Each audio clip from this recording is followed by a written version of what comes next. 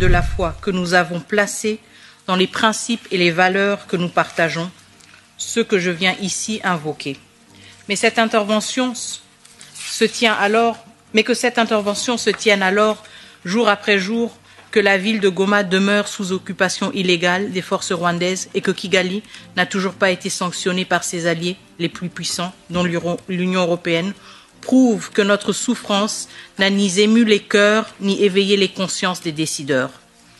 Alors que mes compatriotes endurent l'humiliation, la brutalité et la violence méthodique des forces de défense rwandaises et du M23, il me revient de parcourir le monde pour rappeler au reste de l'humanité que la nôtre existe. Alors je me demande, parviendrai-je aujourd'hui à vous convaincre que le moment est venu d'agir?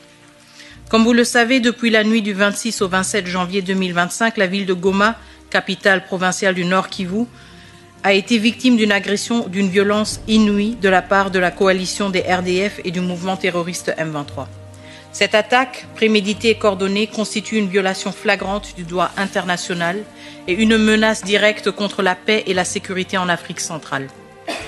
Aujourd'hui, Goma est une ville assiégée, coupée du monde par une attaque méthodique pensée pour infliger le maximum de souffrance. Cette offensive n'a pas seulement visé à prendre le contrôle de la ville, elle a systématiquement détruit les infrastructures vitales, plongeant la ville dans un blackout total. L'eau et l'électricité ont été délibérément ciblées, les routes principales coupées et même l'espace aérien verrouillé.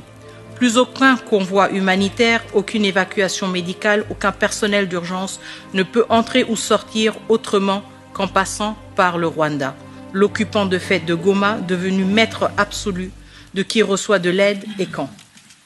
Pendant ce temps, chaque jour révèle de nouvelles horreurs. Il y a une semaine, on annonçait 300 morts, puis 700. Aujourd'hui, nous dépassons les 3000. Les images qui circulent sur nos téléphones, dans nos communautés, sont insoutenables. Des cadavres abandonnés, en décomposition, jonchant les rues de Goma, exposant la ville à un désastre sanitaire imminent.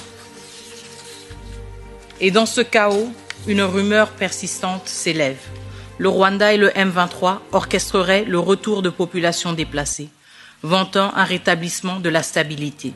Mais d'autres voix chuchotent aussi et murmurent que ces convois de retour ne parviennent jamais à destination. 3 millions de civils sont aujourd'hui pris en otage par les forces d'occupation utilisées comme boucliers humains, tandis que les infrastructures essentielles continuent d'être démantelées. À cette tragédie s'ajoutent les 800 000 déplacés qui, ayant déjà trouvé refuge à Goma, se retrouvent à nouveau chassés, prisonniers d'un siège impitoyable. Cette horreur, chaque jour plus insoutenable, rend le silence du monde qui regarde encore plus assourdissant à nos oreilles. Ainsi,